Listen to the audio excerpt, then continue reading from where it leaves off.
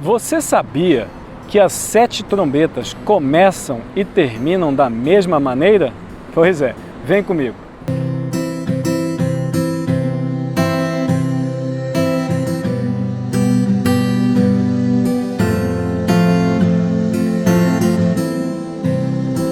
Falar sobre o Apocalipse é muito difícil.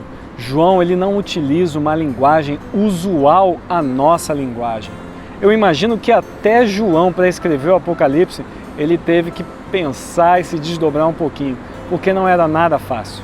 Bom, para a gente poder se situar melhor, vamos recapitular uma estrutura básica que eu estou falando com vocês desde que a gente começou a estudar o Apocalipse. O livro ele pode ser dividido em pelo menos 8 tópicos. O primeiro vai falar sobre as 7 igrejas, depois os 7 selos, aí vai para as 7 trombetas, depois o grande conflito, aí vem os 7 flagelos, que são as taças da ira, que a gente vai ver isso mais para frente. Depois vai ter a queda de Babilônia, o milênio e aí a Nova Jerusalém. Essa é uma estrutura muito básica, mas é só para a gente ter uma noção. Hoje nós vamos falar sobre as 7 trombetas. João, ele viu 7 anjos recebendo 7 trombetas. E aqui começa então a nossa reflexão. Eu vou começar lendo o capítulo 8, verso 2. Então vi os 7 anjos que se acham em pé diante de Deus, e lhes foram dadas 7 trombetas. Beleza? Até aí é a introdução padrão. Só que aí aparece um anjo diferente. Eu vou ler a partir do verso 3 e a gente vai ver por que esse anjo é diferente. Veio outro anjo e ficou de pé junto ao altar com um incensário de ouro, e foi-lhe dado muito incenso para oferecê-lo com as orações de todos os santos sobre o altar de ouro que se acha diante do trono. E da mão do anjo subiu à presença de Deus a fumaça do incenso com a oração dos santos. Bom, talvez você não lembre, mas fechando ali os selos, que é o assunto que antecede aqui as trombetas, lá no 5º selo, João ele viu debaixo do altar a alma das pessoas que morreram por causa da palavra e do testemunho. Essas pessoas, elas receberam vestiduras brancas e elas receberam um comunicado: aguarde, outras pessoas ainda vão morrer. João ele vê um anjo que parece representar Cristo, pois ele leva as orações das pessoas até Deus. Entretanto, entra uma cena de juízo, porque depois das orações, João ele vê algo estranho acontecendo nesse ambiente, nesse lugar. E o anjo tomou o incensário, encheu do fogo do altar e o atirou à terra. E houve trovões, vozes, relâmpagos e terremotos. Então, é assim que começa as 7 trombetas. João ele vê um ambiente com vozes, trovões, relâmpagos, terremotos, e esse vai ser o mesmo contexto que vai terminar as 7 trombetas. Muito bem, vamos caminhar para a primeira trombeta. Provavelmente você esteja se perguntando, bom, você falou de trovão, falou de relâmpago, parece um contexto de juízo. Será que as 7 trombetas falam a mesma coisa que os 7 flagelos? Mais para frente a gente vai perceber que existe sim muita similaridade, mas não, eles são diferentes. Bom, só para você ter uma noção, as 7 trombetas, elas estão concluindo a parte histórica do Apocalipse.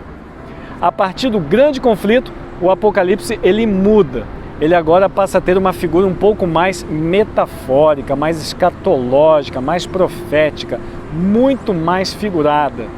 É claro que tem uma parte e outra literal, mas os 7 selos, as 7 trombetas, melhor dizendo, elas parecem, mas elas são diferentes dos 7 flagelos. Vamos então caminhar pela primeira trombeta. O primeiro anjo tocou a trombeta e houve saraiva e fogo de mistura com sangue, e foram atirados à terra. Foi então queimada a 1/3 parte da terra e das árvores, e também toda a erva verde. Infelizmente, na primeira trombeta já começa uma destruição. Aqui vem falando de elementos da natureza. Então ele vai falar sobre uma parte da terra, árvores e uma parte verde da terra. Vamos para a segunda trombeta. O segundo anjo tocou a trombeta e uma, como que grande montanha, ardendo em chamas, foi atirada ao mar, cuja terça parte se tornou em sangue, e morreu a terça parte da criação que tinha vida existente no mar, e foi destruída a terça parte das embarcações. Na segunda trombeta, ele já não tem a destruição apenas da terra, agora é dos elementos marinhos. Então, os seres vivos do mar e algumas embarcações foram destruídas. Olha que coisa curiosa, né? E agora, na terceira trombeta, entra uma destruição da natureza que afeta o homem, e ele também vai sofrer com essa destruição. O terceiro anjo tocou a trombeta e caiu do céu sobre a terça parte dos rios e sobre as fontes das águas uma grande estrela ardendo como tocha. O nome dessa estrela é Absinto, e a terça parte das águas se tornou em absinto. E muitos dos homens morreram por causa dessas águas, porque se tornaram amargosas. As três primeiras trombetas destruiu erva, a parte verde, destruiu o mar, a vida marinha. Agora destrói os rios, as fontes das águas e os homens, que ao tomar a água dessas fontes, eles morrem também. Parece até a criação, né?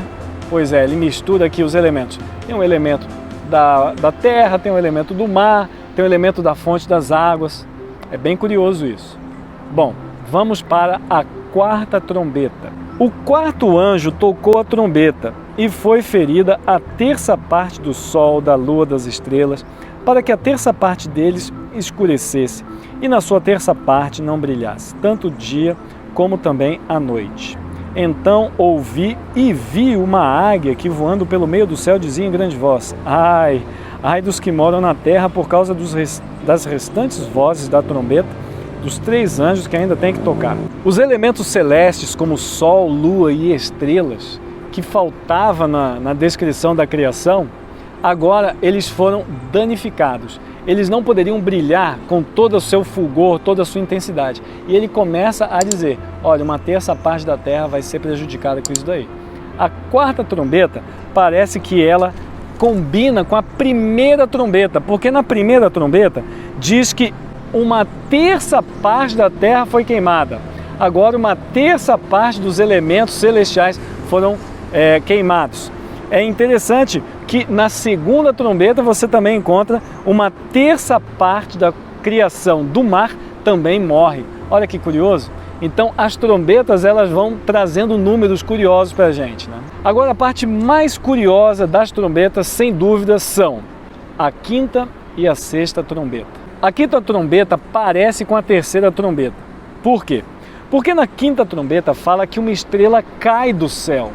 E na terceira trombeta também diz que uma estrela veio do céu, em fogo, e ela se chamava Absinto. Agora na quinta trombeta, essa estrela que cai do céu, ela recebe a chave do abismo. Ela pode então abrir o poço do abismo. E lá, quando ele abre o poço do abismo, sai uma grande fumaça. E essa fumaça escurece o céu, escurece o sol, tudo fica escuro. Dessa fumaça saem gafanhotos. E esses gafanhotos, eles têm uma descrição curiosíssima. Aqui no capítulo 9 diz que os gafanhotos não podiam causar dano à natureza, apenas aos homens que não tinham o selo de Deus. Aqui está em paralelo com Apocalipse 7, quando fala dos 144 mil, que estão dentro do contexto dos 7 selos. E aí, homens são selados. Quando chegamos aqui nas trombetas, na quinta trombeta, ele vai falar de homens que não foram selados. E esses gafanhotos, eles vão prejudicar e danificar os homens que não foram selados como servos de Deus. Além disso, os gafanhotos, eles têm alguns aspectos curiosos. A cabeça deles tem coroas de ouro, o rosto é como de homem, os cabelos como de mulher, os dentes como de leão. Eles têm uma couraça de ferro e eles têm uma cauda com ferrão, como se fossem escorpiões. O rei dos gafanhotos, ele é chamado de Abaddon ou Apolion. Abaddon em hebraico e Apolion em grego significa destruidor. Esse é um gafanhoto destruidor. Entretanto, os gafanhotos, eles não vão matar as pessoas que não foram seladas. O gafanhoto, ele vai trazer tormento. Por quê? Porque o gafanhoto, que tem a cauda como a de um escorpião, ele vai picar essas pessoas e vai trazer um tormento tal que eles vão desejar a morte, mas a morte vai fugir deles.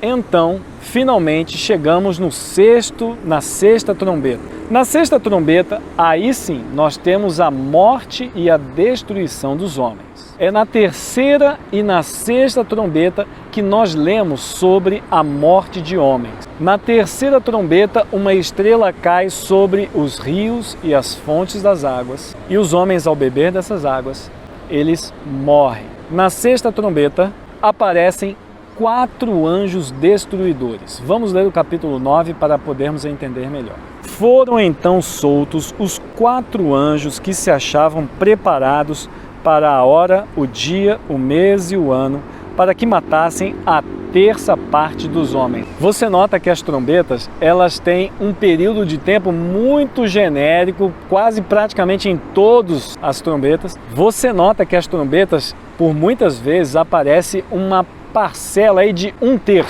1/3 de homens, 1/3 da terra. E aqui também, quando esses 4 anjos foram soltos, eles foram soltos para matar 1/3 dos homens. Depois de falar que os anjos foram soltos, aparece uma curiosidade aqui que eu quero trabalhar com vocês. É o verso 16. Diz o seguinte: o número dos exércitos da cavalaria era de 20.000 vezes 10 milhares. Eu ouvi o seu número.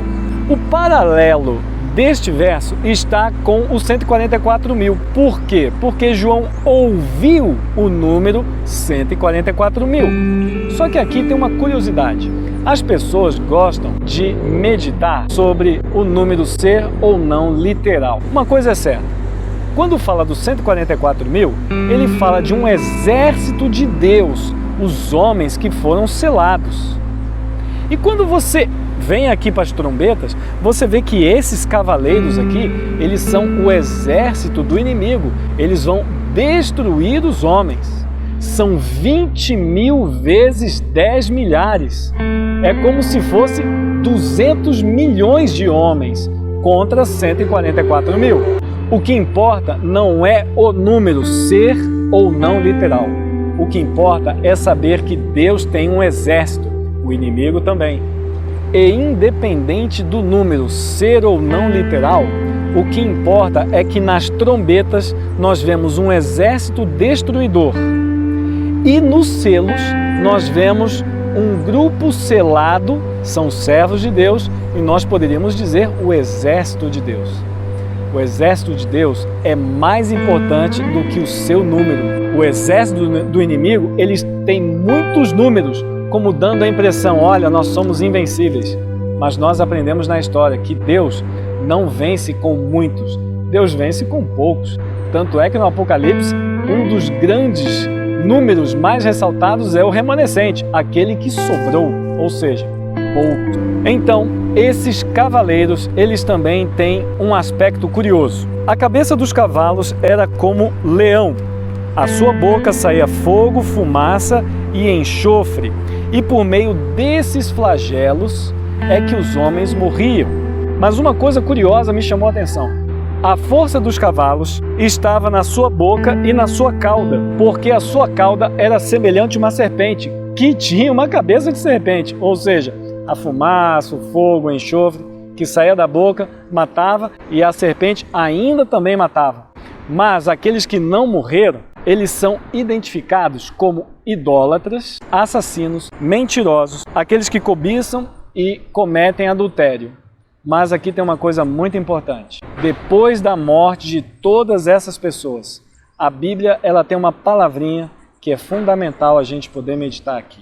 Aqui diz, no verso 20, os outros homens, aqueles que não foram mortos por esses flagelos, não se arrependeram das suas obras. Ou seja, no céu vai entrar adúltero, mentiroso, ladrão, que se arrependeram.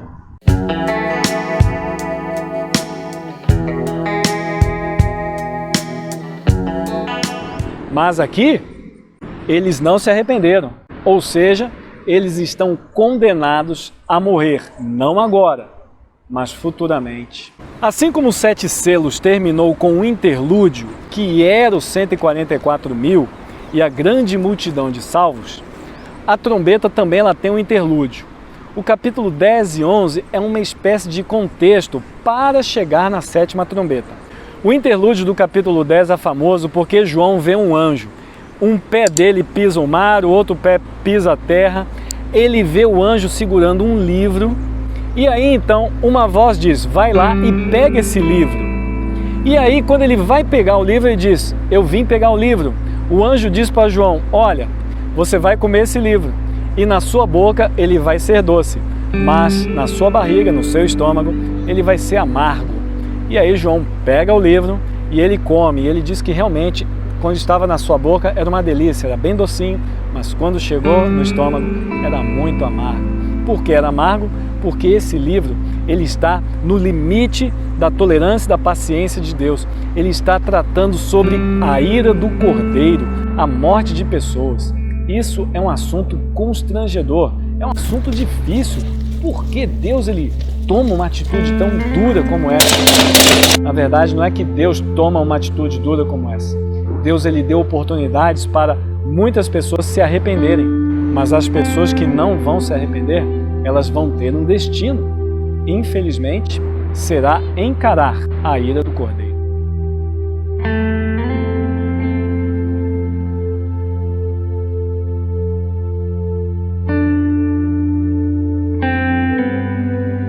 O capítulo 11 ele é famoso porque ele ganha um caniço, um tipo de cana, e diz, ó, você vai medir o santuário.